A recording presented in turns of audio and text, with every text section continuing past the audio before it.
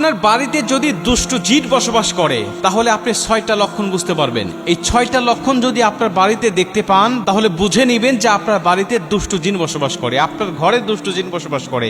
এগুলো আপনাকে তাড়াতে হবে বা নিজেই এর প্রতিকারটা করতে হবে। লক্ষণগুলো কি আগে শোনেন। প্রথম নম্বর লক্ষণ হলো যে আপনি যদি দেখেন যে আপনার পরিবারের কারো না কারো সবসময় অসুখ লেগেই থাকে, অসুখ লেগেই থাকে, একজন অসুখ ভালো হচ্ছে আরেকজন অসুখ শুরু হচ্ছে, একজন অসুখ এই ভালো হচ্ছে কিছুক্ষণ পর আবার শুরু হচ্ছে, এভাবে অসুখ যদি আপনার পরিবারের কোনো সদস্যর লেগেই থাকে তাহলে বিভিন্ন মুহাদ্দিসদের মত অনুযায়ী এবং বাস্তবতার আলোকে যেটা বোঝা যায় সেটা হলো ওই বাড়িতে দুষ্ট জিনের বসবাস আছে। এবং 2 নম্বরে যদি আপনার সংসারে ইনকামের মধ্যে যদি কোনো বরকত না পান, আপনার সংসারে যে ইনকামটা হয় এই ইনকামের মধ্যে আপনার বরকত পান না, মানে দেখা যাচ্ছে আপনার থেকে কম স্যালারিতে কম বেতনে চাকরি করে অন্য কেউ অনেক ভালো আছে কিন্তু তার থেকে অনেক বেশি ইনকাম করার পরেও আপনার সংসারে কোনো আয় নাই, কোনো বরকত নাই, দেখা যাচ্ছে মাস শেষে আপনাকে আরো ঋণের মধ্যে পড়তে হচ্ছে। যদি এমন হয় তাহলে বুঝে নিয়েন যে হয়তোবা আপনার ঘরে আপনার বাড়িতে কোনো দুষ্ট জিনের বসবাস আছে। অতএব এগুলোকে আপনার বাড়ি থেকে তাড়াতে হবে এবং এর প্রতিকারটা কি সেটা আমি আপনাকে জানাচ্ছি। 3 নম্বরে একের পর এক দেখবেন যে পরিবারে ঋণের বোঝাটা ভারী হচ্ছে, ঋণের বোঝাটা আস্তে আস্তে বড় হচ্ছে।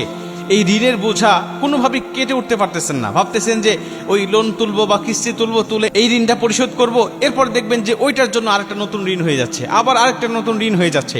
ঋণের বোঝা থেকে আপনি কোনোভাবেই যেন পরিত্রাণ পাচ্ছেন না, এমন লক্ষণ যদি দেখেন তাহলে বুঝে নিয়েন যে হয়তোবা আপনার বাড়িতে বা আপনার ঘরে দুষ্ট জিনের বসবাস থাকতে পারে। এবং 4 নম্বরে স্বামী স্ত্রীর মধ্যে অহেতুক ঘন ঘন ঝগড়া হবে, বিবাদ হবে এবং তাদের মধ্যে অশান্তি, দাম্পত্য জীবনে কলহ লেগেই থাকবে।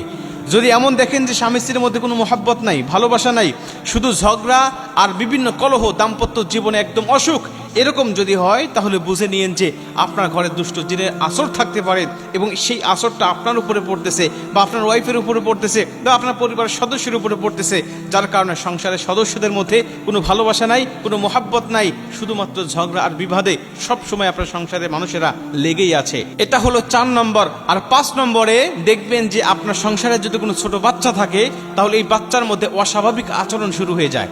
এই বাচ্চাকে দেখলেই বোঝা যায় যে তার ব্যবহার আচার আচরণের মধ্যে অস্বাভাবিক কোনো কিছু চলে আসছে, যেমন তার হঠাৎ কান্নাকাটি করা, হঠাৎ ভয় পাওয়া, বিভিন্ন রকম অস্বাভাবিক আচরণ, যেটা দেখলেই মনে হয় যে না এটা তার স্বাভাবিক আচরণ নয়, এটা অস্বাভাবিক আচরণ। এই অস্বাভাবিক আচরণ যদি আপনার সন্তানদের মধ্যে বা আপনার কোনো পরিবারের সদস্যদের মধ্যে যদি আপনি পান তাহলে বুঝে নিন যে না তার উপরে দুষ্ট জিন বা আমার ঘরে দুষ্ট জিনের বসবাস রয়েছে। এবং লাস্ট 6 নম্বরে দেখবেন রাত্রিবেলায় হঠাৎ করে আপনার সন্তান কান্নাকাটি করতে থাকবে, চিৎকার করতে থাকবে এবং আপনি যদি দোয়া দরুদ পাঠ করে যদি আপনি ফুঁক দেন তাহলে আবার নিস্তেজ হয়ে যাবে বা ভালো হয়ে যাবে। এমন যদি দেখতে পান তাহলে বুঝে নিন যে আপনার সংসারে অবশ্যই দুষ্ট জিনের বসবাস বা তাদের আনাগোনা রয়েছে।